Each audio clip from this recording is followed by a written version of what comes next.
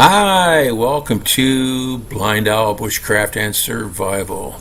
Please enjoy our channel. If you would, we'd appreciate it if you join our Patreon page. It's been a long road. Thank you. Hi, welcome to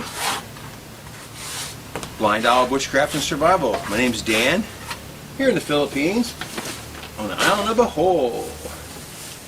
Got some stone and steel for you today.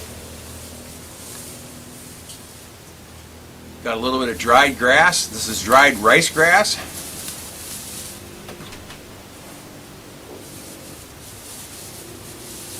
And I'm just kind of bending it around into kind of a circle so that it does actually kind of look like it's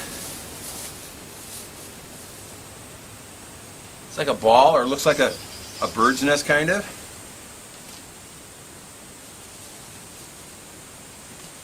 And what I have today is I have charred McDonald's napkins. They seem to be one of the best chars I've ever found because it takes a spark like you wouldn't believe. Here's a nice piece of dark quartzite, real dark charcoal gray.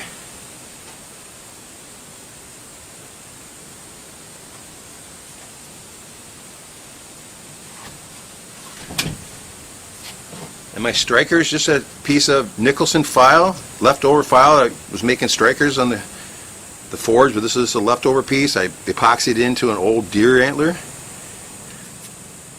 And it shouldn't be much to get a...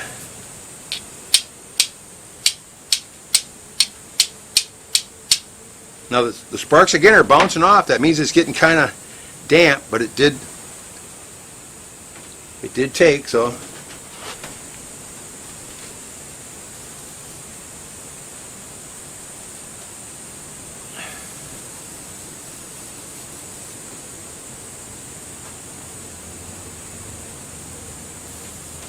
Kind of hot. You can see I'm all sweaty already. Only been out here about 10 minutes.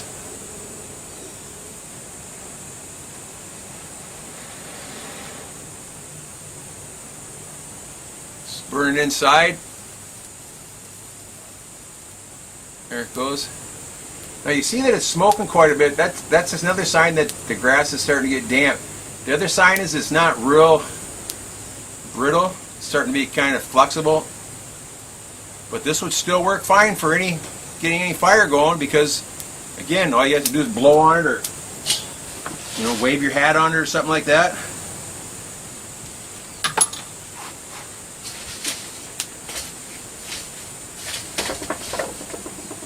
Put that out to keep the smoke from blowing like crazy. But stone and steel fires, flint and steel fire. Flint and steel are great if you have flint. I only have a couple limited pieces of flint, and I don't use them. I don't like flint because the main reason is when you spark on it, you hit on it, little pieces come flying off. And I've been hit in the eye and in the face a couple times. I even had one little piece stick in my cheek one time. And I rarely wear safety glasses, so it's kind of dangerous. Where stone, which is, again, this is just a piece of what I'm calling quartzite. I don't know what exactly it is. That's what I'm calling it. It comes in all different colors, all different textures. The best stuff is real smooth, like that. Look at the curved edge on that. That's good enough to clean fish with. It's just like a knife, sharp like a knife. But it sparks real well, and I mean, it throws real nice sparks. And that's what you're looking for. Any stone that I find here that is smooth so that my fingernails are barely being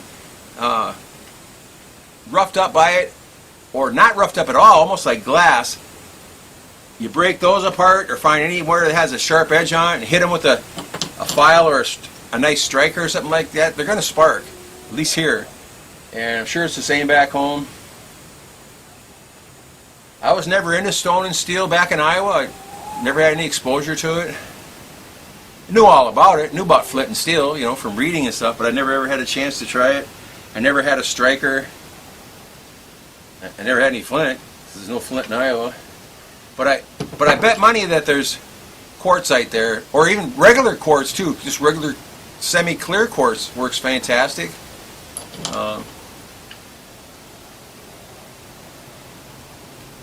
It's just fun to go out and look around. The easiest thing is to take your striker, buy a flint and steel kit, or just get a piece of file and smooth off one end, and then as you're walking around, you find any broken rocks in a creek or on the bank that look really smooth, just take your striker and hit them a few times, and more than likely they'll spark. If they don't spark, well, go get a different piece. If they do spark, throw them in your pack. Get some pieces about softball size, and you can break those up with hammers. And once you learn how to find the grain in them, which is just a trial and error thing. You've seen me break stones before. My hammer right now is just the T-handle of a socket that happens to, I like the size of it. It's a 1/4 inch diameter, and that's just the right size to hit near the edge of a stone. And then if it's a good hard stone, nice pieces will just come flying off it. And put them in a box and save them, and have a couple with you when you go out and about. Need some char. I use charred napkins right now, but anything that's natural, like charred cotton t-shirts, charred denim jeans, charred punk wood works real good. Steel wool works good for some reason. I have no idea why steel wool takes a spark, but it does. All kinds of funguses work really good. The amadou and all that different stuff. Our friend Jason in New Zealand, he's an expert with all that different stuff. He sent me a whole bunch of different things that are fantastic. Cattails will take a spark. Regular cotton won't take a spark though. Just regular cotton balls. I have never been able to get one of those to light with the stone and steel. They'll light from the slightest spark from a ferro rod though. I was watching a video yesterday and it said that the spark from the ferro rod is 3,500 degrees. The spark from a piece of file off a piece of stone is around 800 degrees. But that's enough to get something that's already charred to light up. So get a coal on there, ember on it. So that's all I got for now, guys. Take care. Hashtag 22 a day no more. Go out, have some fun. Watch your six really close. Know what's going on in front of you, behind you, and all sides, all the time. Watch out for big crowds and mobs and stuff. You don't want to get involved in that crap. When you're out and about on the river, either fishing, boating, even just walking on the shore, swimming, whatever, be extra careful, because on the water you rarely get a second chance. I know too many people that have drowned in the Mississippi, and it just happens in a second. Just be extra careful. Thanks for watching, everybody. Be safe. Thanks for watching. Take care.